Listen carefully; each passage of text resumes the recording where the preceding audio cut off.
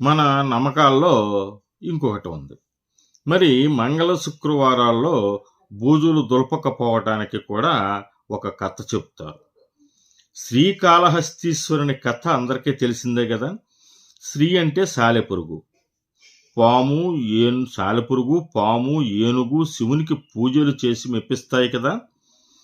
శ్రీ అంటే లక్ష్మి అని కూడా అర్థం ఉంది. బూజులు అంటే సాలెపురుగులు కట్టిన గూళ్ళు కదా. వాటిని తీసి ఆ లక్ష్మికి ఎందుకు ఆ రోజుల్లో అపచారం చెయ్యాలని బూజులు కూడా దులపరు. ఇవి పాటించవలసిన విషయాలైనా ఇందులో ఎంతవరకు నిజం ఉంది? బూజుల సంగతి వదిలేద్దాం. ఎందుకంటే ఆ 2 రోజులు పోతే వేరే రోజుల్లో దులుపుకోవచ్చు. మరి డబ్బుల సంగతి ఏమిటి?